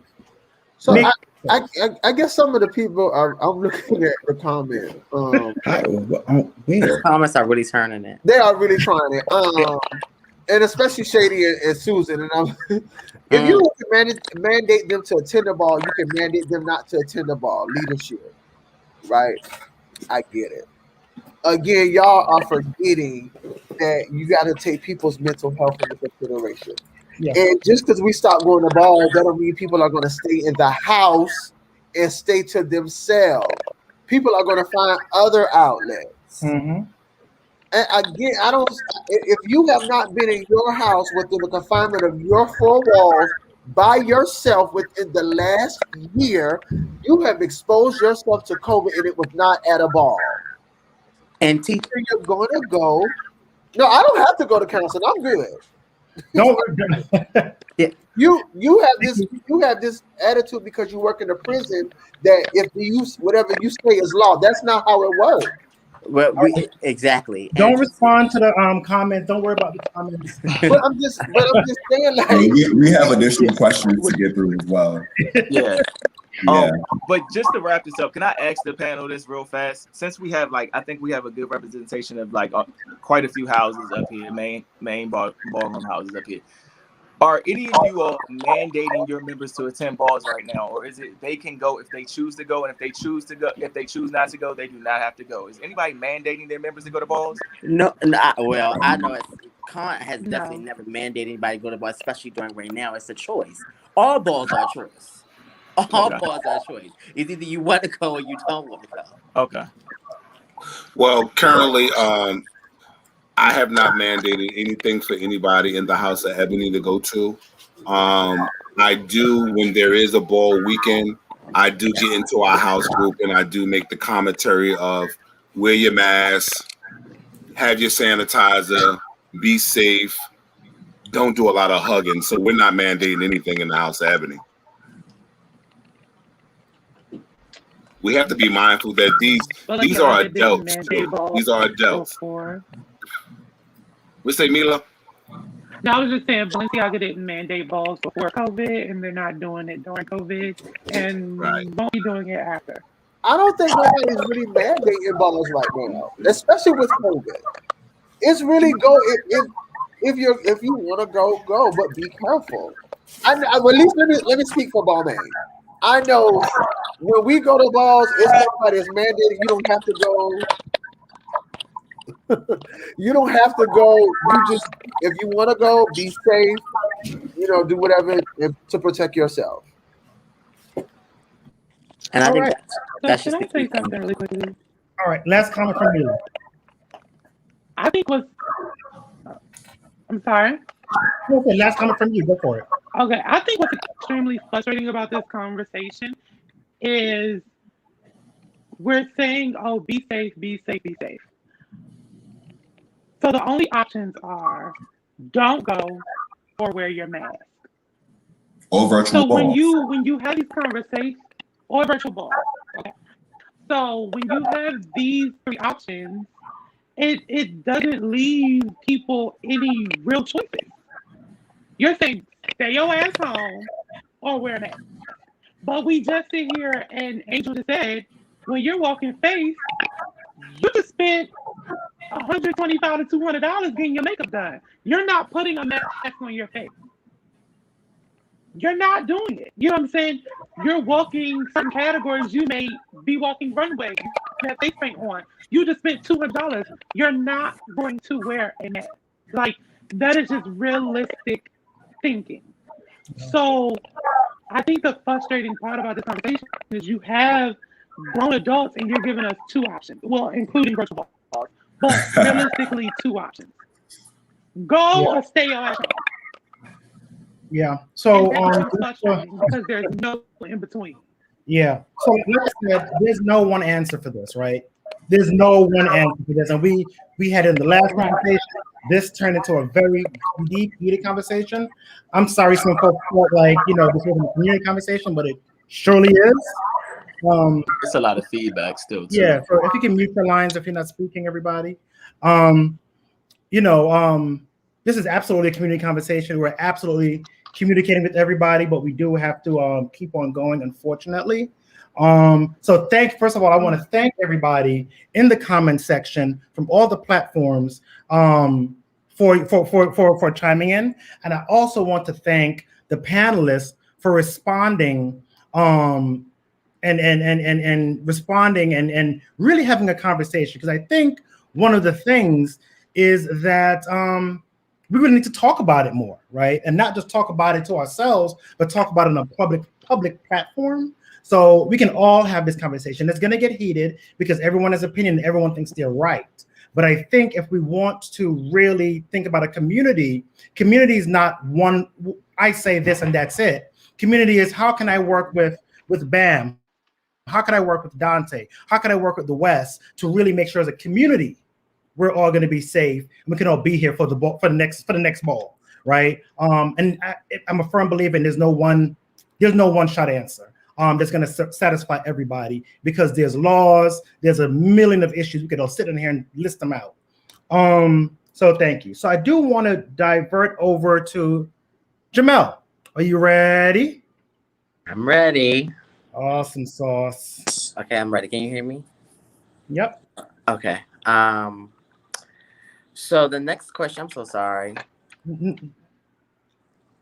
that we wanted to ask is not a question. Oh, the commercial. Yay! Sorry, y'all. So this is the section or portion of the conversation where we kind of highlight in the community entrepreneurs and businesses. So this one particular person that is also a part of the council has started his own line that has grown exponentially. And we applaud him for all of his work that he's doing. And now he's added another something under his belt. So I want to give a round of clap for Dante, East Coast Father Balenciaga, for his new line. And he's definitely going to talk to you, or we're going to talk to you about his new line. So Dante. Hey, what's going on? How's you doing? So so when did you, what made you start this? I'm sorry, what's the name of your brand? Let's start there. So the name of the brand is Devious Designs. It's kind of a play off of, I've kind of went with like my social media handles and stuff being devious for like it's for the love of devious for a while, from when I had my own blog and all that type of stuff. So when I was coming up with the design for it, I just was like, oh, Devious Designs, that's kind of catchy, so I'll go with that. What made me come up with this was I was watching it as like it was so much racial injustice, as it's been for the longest, probably since I've been around, but it had heightened and it was being broadcasted more for us to see. And, you know, you had, you know, Tony McDade, and you had Breonna Taylor, and you had all of these people of color that were Black people who were being killed unjustly. And it was making me feel away, and it was making a lot of other people feel away. But then I also heard cries from our LGBTQIA plus community who felt like, you know, should I really be standing with Black Lives Matter when it comes to us and our trans sisters are murdered? They're not out there marching with us. They're not nowhere to be found. So I don't really know if I even want to, you know, say Black Lives Matter when I really don't know if that really truly represents me. Us being intersectional, which is something that Milo mentioned earlier, we're Black, and then we're also a part of the LGBTQIA plus community. I felt like, what can I do to kind of like put some type of spotlight on what's going on, but also make it a point to say that we do matter and that, you know, we need to be included. And so I came up with the whole all Black Lives Matter, all Black trans lives matter, all Black LGBTQIA, which is all of that is going down the design of the shirt, which I have one of them on now. So I came up with that and pushed that out there. We take a percentage of the profits each month, and we donate to an organization or agency who specializes in working with Black and brown LGBTQIA plus people. Awesome. I mean, how good could that get? Again, I applaud you on a job well done. What I know that you started off with a t-shirt. How did you end up just expanding to other products? So I started with the t-shirt, and it was right around the time, right before the march. I forgot what they call the March on Washington that happened. And so I was doing the t-shirts, and then people started asking, like, "Oh, do you got sweatshirts? Do you have do you have other type of garments?" Kenya, don't send nothing else here. Any other type of garments that are available, because I would really love for this design to be on this or to be on that. And so I just started expanding it, and I just made it a thing, and it kind of took on a life of its own, and it's really only the beginning. Awesome. So what are your plans for the future with Devious Designs? So I want to use it as one is a statement. I mean, I feel like fashion has always been a statement, and it's a way that we can make a statement that actually sticks and is also prevalent, and it also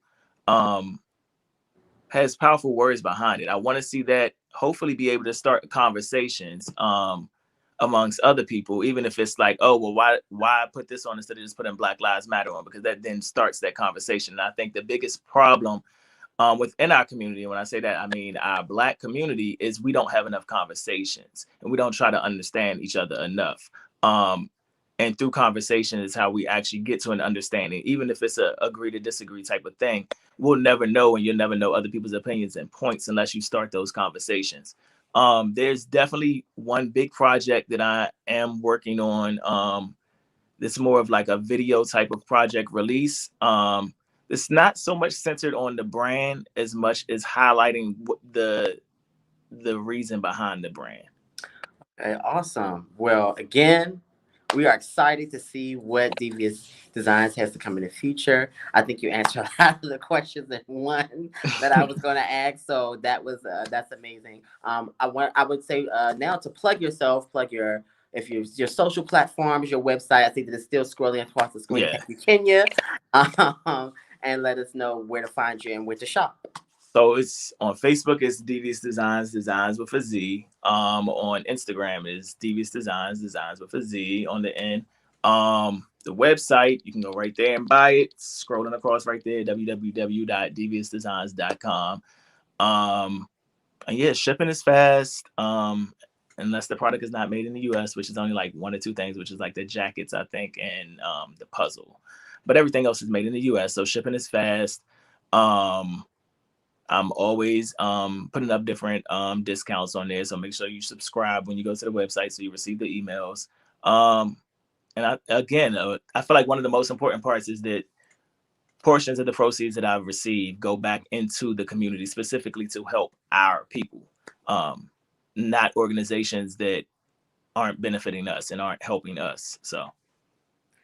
Awesome. Well, again, guys, you heard it right here on The Conversation.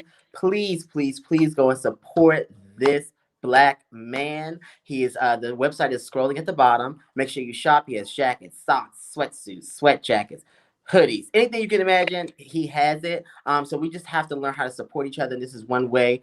This is not the last time we'll be highlighting anyone in our entrepreneur / businesses in the community. So if you have a business or entrepreneurship and you would like to be highlighted in our next round of conversations, go ahead and you can email us at capitalballroomcouncil@gmail.com. Also, that's our Instagram, which is Capital Ballroom Council.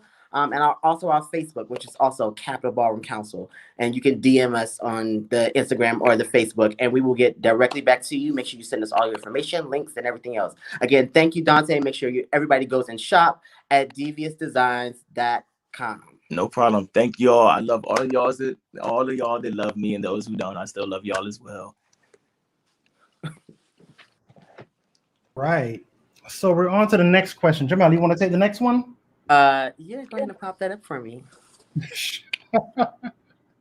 Sure. I'm using one device. Actually, this is okay. So actually, this is a topic that was actually brought up in the comment section like a few times. Oh, okay. I think I know where we're going here. Mm-hmm. So this is something that has been an ongoing issue forever and ever and ever. And I think everybody should have something to say on this. The question is addressing the violence in the ballroom. What can be effectively done? What can be effectively done nationwide? So I would like to start with Mo, and I want to hear like what are some some plans or actions or suggestions you think can be effectively done. Yeah, sure. Thanks. All mine starting us off here. I think that a national ban definitely need to be put into place. That requires communication amongst leaders in all regions. So from the New England region to the Mid-Atlantic, down south, Midwest, and West Coast, persons who are known on balls definitely should have like a database or whatnot, and or some form of a portal, a platform, or something like that, where we know that these persons are coming to our balls and starting violence and or creating and or inciting fights. They should not be allowed. But that has to be universal and it has to be consistent. If it's not consistent and persons are not communicating with one another to ensure that persons are not allowed entry in one ball, whether it be in the Midwest and or whether it be in the West Coast, then it's not going to be effective.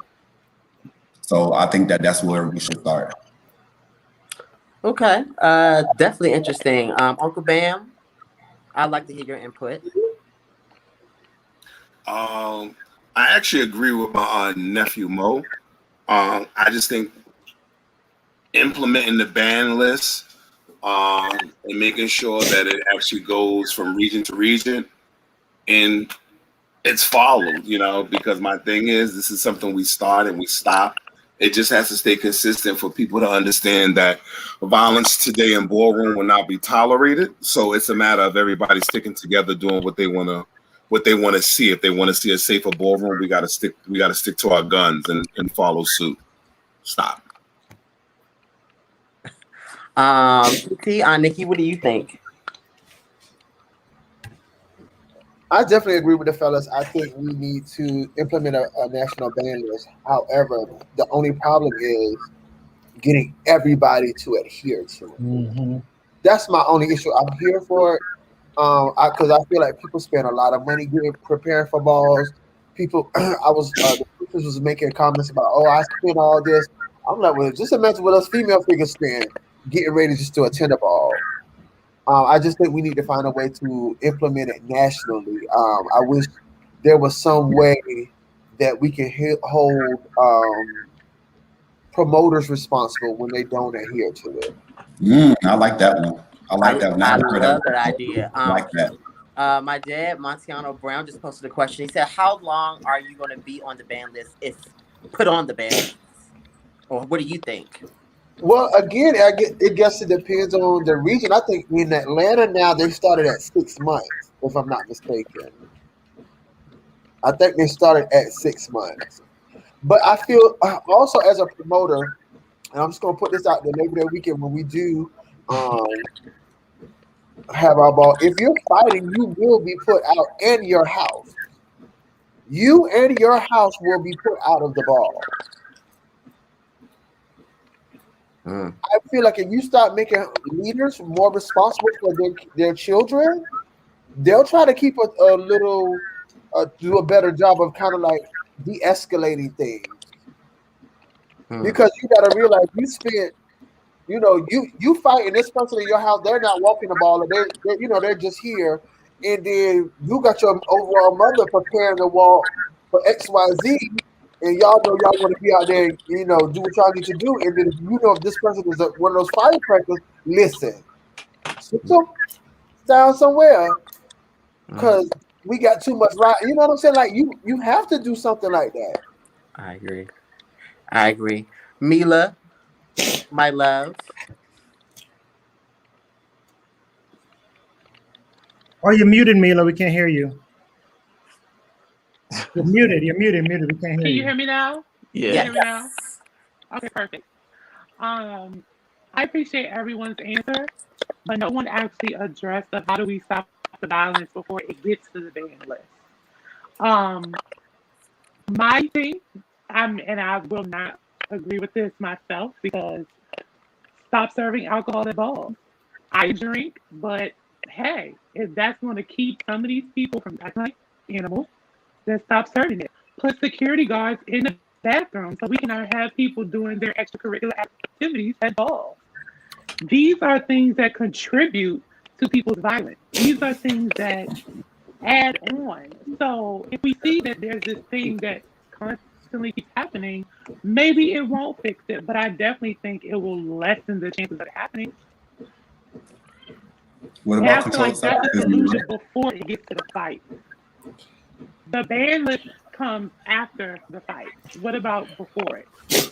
Harold actually posted something. Teach leaders how to implement conflict resolution within our respective houses, address mental health issues, including anger management. Mila, you brought up alcohol. My question is, what about controlled substances and things like that, like drug usages? Well, no, that's why I said put security guards in the bathroom. So you cannot have 4, 5, 6 people in a stall getting a bag. Let's be real. And then, hey, that solves abuse of substances and alcohol. I think. I'm sorry. No, go ahead, Dama. I'm sorry, Mila. I think. No. Yes. Okay, go ahead, Dama. Why is Nikki falling out? I just feel that, like, well, piggybacking off of Nikki, like when you go out, you want to go out to be social. You want to go out to be not.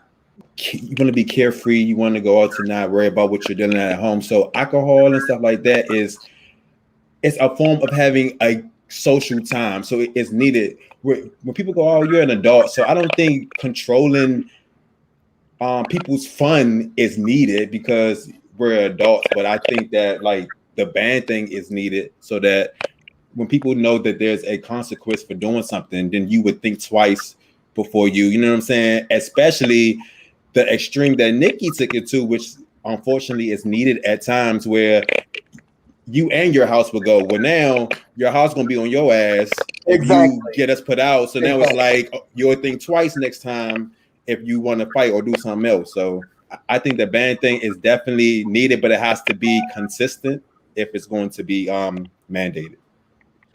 That sounds like a great idea. Excuse me, King. One of the things that I've seen my father do is like if you fight and you negatively represent the Balenciaga name, he has actually put persons out of his house and things of that nature. And I think that if all of us as leaders kind of get on board with something like that, I think that could be beneficial too. Now, who am I to tell you as a leader what to do with your house? Not necessarily, but I've seen that happen before, and I think that is something or whatnot that is also beneficial. Where it's like, hey, I like this house. I want to be a part of it. If I'm negatively representing my house in a negative light, damn, I'm up out of here. You know what I mean? So I think it's also a measure that different leaders in different houses can take as well. You know, I agree with you to a certain extent, Mo. However, I've always said this. Everybody loves a weapon until it's used against them. I know people that have put people in their house just because they know of the things that they can do, whether it's fight, whether it's get on Facebook and read, whether it's whatever. Until that weapon is used against them, they don't never really kind of like take into consideration how dangerous it is to have that weapon. So I do feel where you're coming from as far as like, that's why I said if a person fights, you put their whole house out, they're gonna get on their ass. They're gonna make sure they don't cut up. But some people are not gonna put people out of their house. You know, sometimes they leave them for whatever the reason is. You know, this is true. So I mean, it's kind of like to me, I would rather just put everybody out. You fight. What house you in by? You and your house. Somebody but it's like you can't control like that's like we said we're grown and like I think I don't know it's kind of tricky like but we know some of these like sometimes it's not a situation that we can control. Right. So I think it's a lot of feedback still. So probably mute when y'all aren't speaking. Just mute because it's a lot of feedback coming through. I'm sure there are a lot of people that some situations that are out of your control, like you know, sometimes people it's a fight for their respect. Like people straight disrespect you. You know, you feel like you need to defend yourself. I get that. maybe we need to kind of like stipulate it some kind of way, but something needs to happen, and we need to start holding promoters responsible also that don't do nothing about it. Because if we're talking about doing this nationally, and then I can go to a ball here in Chicago and nothing happened to me, then you know I just feel like we need to start holding more houses responsible. And I know it's unfair, but then that way you start being more responsible for your house members. I can agree with that. What I wanted to say though, and Mila mentioned it, and so did Harold, was the thing about the root of it. And I think we kind of like glanced over that, and we talked about it earlier on when we talked about addressing mental health within this scene. And Bam even talked about how he had his own insecurities for a while, and that's why he was out here fighting and doing all this other stuff. For a lot of our people, it's the same thing. It's built up anger, it's frustration, it's their own insecurities. It's so many things that's going on within their own lives that are leading to this. So my question kind of is, what are the things that we can put in place to help to start getting people the help that they need to alleviate some of these things? Because I think, like Mila said, we're talking about the banning aspect, which is after the fight happens. Right. What can we do to slow down on the fights? Yes, some fights are just going to happen because they're going to happen.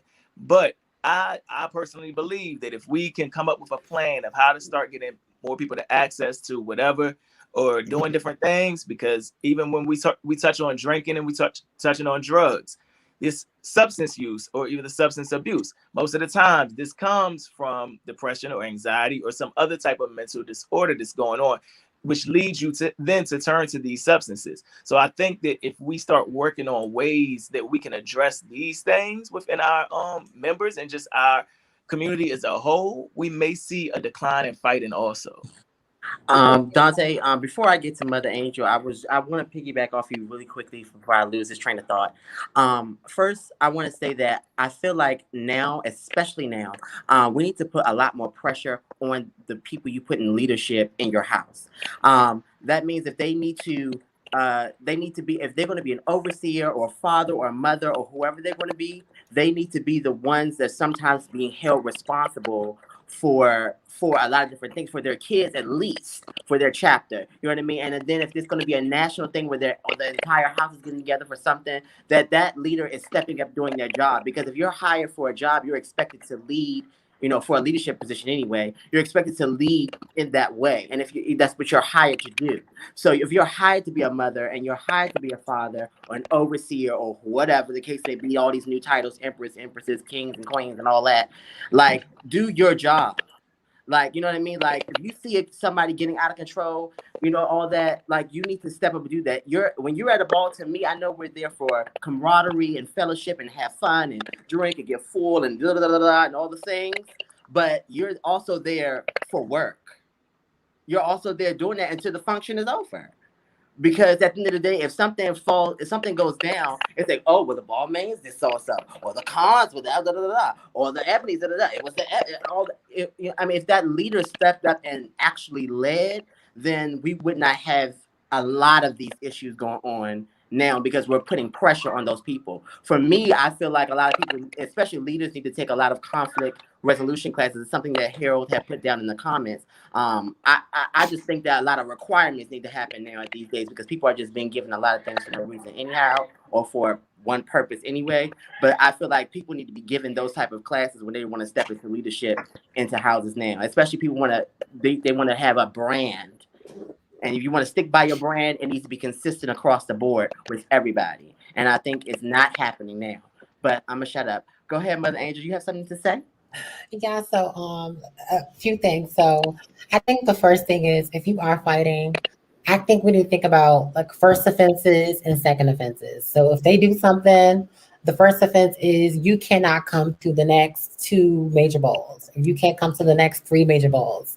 I also think that thinking about what resources are available in your states. and having that visible to each house or to the alliances within the houses, so that, like you talked about the root of it, how can we actually get these people the help they need if they do struggle with substance abuse, if they do struggle with mental illness, if they are experiencing anxiety or depression, and they take that out on people when they see them. So I think you got to also think about, like, one, how many of us know what those resources are? Like, each state is different. I know we can't really go by each house, but the ball that you have a state in the state that they live in, there are certain resources. So I think it's a big part about visibility and representation and having that awareness out there. I think all of you guys' opinion and ladies' opinion was amazing. I think consistency, it sounds like something that we need to keep up with, as well as resources and acknowledgement. Having that education, or having that point person to be able to provide something like that. But again, where houses are made for families, and why are we not holding each other accountable, looking out for each other, asking those kind of questions, noticing the signs of mental illness, or if they're doing something that could be driving them crazy? Why are they drinking more? Why are they doing X, Y, and Z more? I think we need to start holding ourselves accountable, and holding our friends and house members accountable as well, and then putting more pressure on the leaders. Anybody else have anything to say? I do want to say, so one of the things that I'm hearing about this national ban, and even in the comments, I'm seeing that everyone's jumping in the national bandwagon. What I want to suggest to everyone is, as the Capitol Ballroom Council, we would like to foster an opportunity for all councils around the country to really have a chance we can get together and possibly even have a conversation privately, or we could do something public like this on social media and really work together. Because Baltimore has a council, DC has a council, Atlanta has a council, everyone got a council, right? But we're not going to get on this national page unless we are talking to each other, right? And that can be the start, because I know we've tried to start national councils before, but that hasn't happened. So let's start having some of our councils talk to each other, and then we can start addressing some of these things on a national level. If there's someone down in Atlanta that keeps on turning it, let us know. We'll ban them up here in DC. Same thing, So let's. So I invite everyone. I put the email address up. If anyone in any council is watching, please feel free to email us. You can even hit us up directly, myself, Dante, or Jamel, and let's get this national conversation going. Any last thoughts, closing thoughts? No, I think that's a great idea.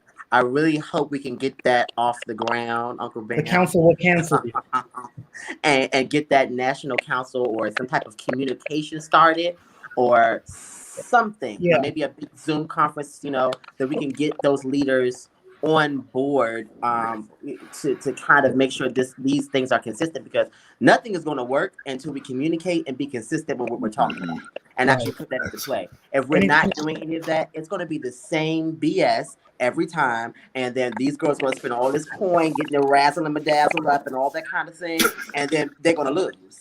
They're going to lose it, because the ball's going to be over, just like the last function, because people were carrying on.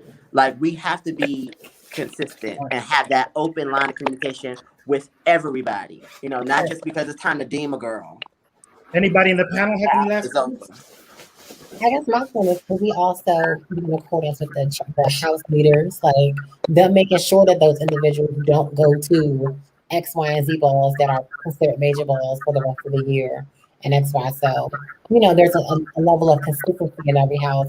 If you have members who are still going to do what they want to do, they could be legendary or icons. They're like, girl, I'm an icon, bitch. You gonna tell me I can go to this girl, bitch? No, you cannot go. So, we just have to be very firm and stern. And even if they're winners, and even if they're key players, the answer is no, ma'am. Yeah. I want to respond to Shady real quick, because Shady is saying the banners have been affected 20 years. That's what we're talking about now. Everyone's talked about individually, but we want everyone to come together to have a ban list so we can talk. That's what's going to be different now. Is we're talking, and whatever happened 20 years ago don't mean we can't talk about how to do it better now. So I know we have 4 more minutes left. So I want to toss the next question for Dante. Dante, you could ask the final question. You said ask the panel a question. The final question. Got you. I'll put it up on the screen. Yeah, my iPad died on me over here. I was trying to hurry up and get it back up. All right, so the final question for you all is, what are you looking forward to in 2021? And so we can have some type of order and get through this. Let's just start with Angel and work our way around. I'm looking forward to us getting back to normal. I'm hopeful come summer, come fall. Most of us are vaccinated. If you're scared of the vaccination, I encourage you to take it. I'm sorry. I just hope we can get to somewhat normalcy by fall. That's what I'm looking forward to.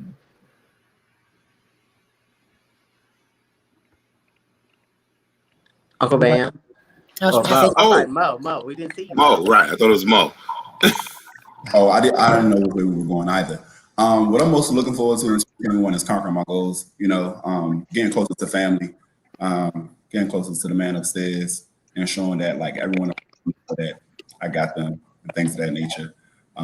We're not kids anymore. We're not youth. We are grown adults, and so I want to move like a man and take care of my responsibilities as such, and make sure I do that for everyone around me as well. I mean that sincerely. Damo. Man, yes, the same thing, just growing and learning and giving myself a chance, man. Just really going after what I said I'm going to do and being consistent with it. So yeah, just personal growth. For me, what I'm looking forward to in 2021 is continuing on with my own self-growth, building my bonds stronger with my family, and learning to love people more. And just being comfortable with being able to express the fact that I love you through any and everything. That's it. Awesome. For me, 2021, I'm looking forward to diving into a new business venture. I've been kind of developing something and working on something that I haven't released to many people yet, but I feel it has a possibility to be $1 million company. So that is something that I am looking forward to this year. And you could be our next community spotlight.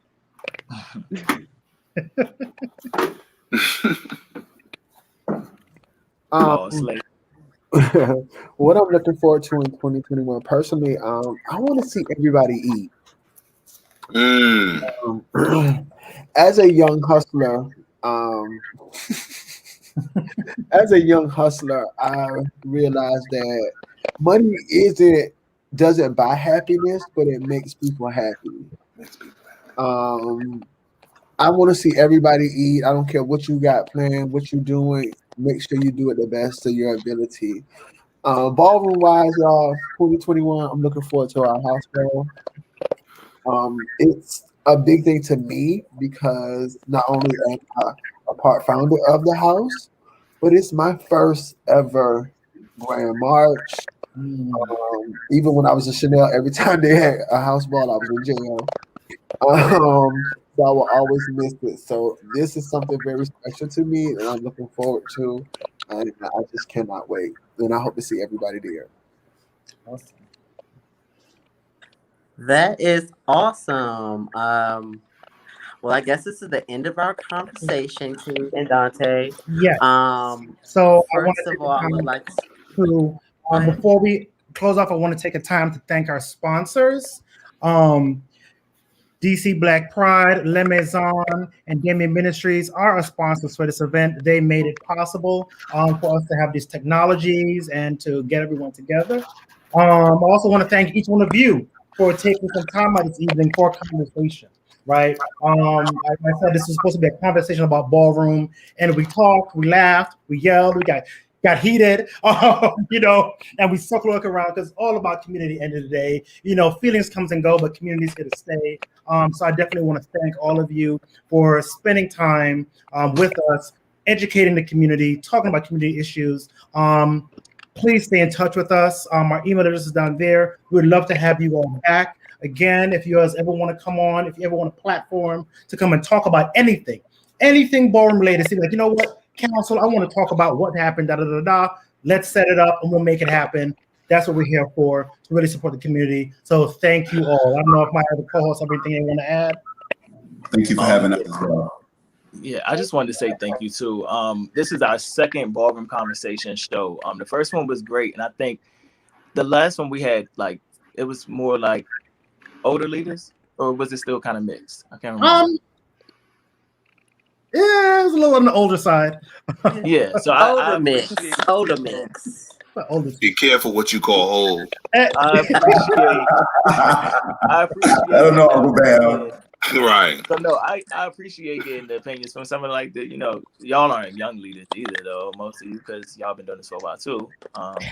But just getting y'all's opinion, y'all coming with an open mind, being able to be here, listen to each other, talk to each other, and, you know, just like have conversation. Because again, I feel like communication and conversation is the way that we will get through this and any other thing that we need to talk about and we need to get through. The more that we are able to come to the table and actually have communication and conversations without any judgment and all the other stuff, and sit down and just say, hey, let's talk about these things, the better we'll be off in getting solutions to things. Yeah. So thank y'all. Thank you. Thank you. All right. Take care, everybody. Take care, everybody watching us online. Thank you. Peace.